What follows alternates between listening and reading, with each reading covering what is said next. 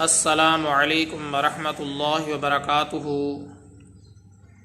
محترم سامعین، آج کے ٹاپک میں ایک شرعی مسئلے کی وضاحت کرنا مقصود ہے۔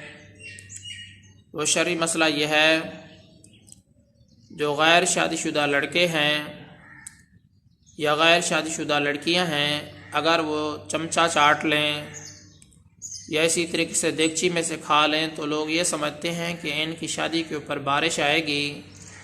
یہ بات شریعت میں کہاں تک درست ہے؟ محترم سامعین، یہ بات واضح رہنی چاہیے۔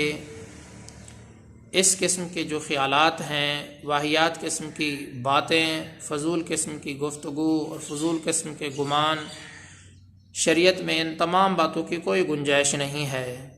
یہ سمجھنا کہ اگر کنواری لڑکی یا کنوارا لڑکا چمچہ چاٹ لیں یا دیگچی میں سے کھا لیں تو ان کی شادی کے اوپر بارش برسے گی، یہ سراسر غلط ہے، یہ سراسر جھوٹ ہے۔ شریعت میں اس کی کوئی اصل نہیں ہے۔ یہ بے بنیاد باتیں ہیں، یہ واہیات قسم کے خیالات ہیں۔ محترم سامعین، جب بھی بارش آتی ہے تو اللہ تبارک و تعالیٰ کے حکم سے آتی ہے، نہ ہی کسی کے چمچہ چاٹنے کی وجہ سے آتی ہے اور نہ ہی کسی کے دیگچی میں سے کھانے کی وجہ سے آتی ہے۔ لہٰذا اس قسم کے جو خیالات ہیں، شریعت کے اندر ان کی کوئی گنجائش نہیں ہے۔ باقی رہی یہ بات، جس کسی کی شادی میں اگر بارش آ جائے تو لوگوں کو یہ دیکھا جاتا ہے کہ لوگ دلہے کو بھی پریشان کرتے ہیں، دلہن کو بھی پریشان کرتے ہیں کہ آپ نے ضرور چمچے کو چاٹا ہوگا یا اسی طریقے سے دیگچی میں سے کھایا ہوگا۔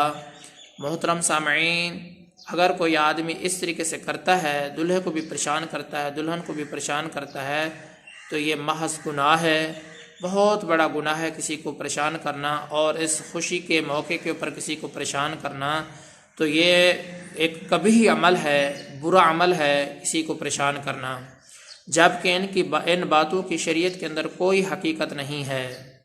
محترم سامعین، مسئلے کا خلاصہ یہی ہے، اگر کوئی چمچہ چاٹ لے یا ہی دیگچی میں سے کوئی کھا لے، یہ سمجھنا اور یہ گمان کرنا کہ ان کی شادی میں بارش آئے گی، یہ سراسر بے حقیقت بات ہے، جھوٹ ہے، غلط ہے۔ شریعت کے اندر اس کی کوئی گنجائش نہیں ہے، اور اس قسم کے خیالات رکھ کر دلہے کو پریشان کرنا یا دلہن کو پریشان کرنا یہ سراسر گناہ ہے، اور آدمی کو خدا کا خوف کرنا چاہیے اور ان تمام باتوں سے اپنے آپ کو بچانا چاہیے۔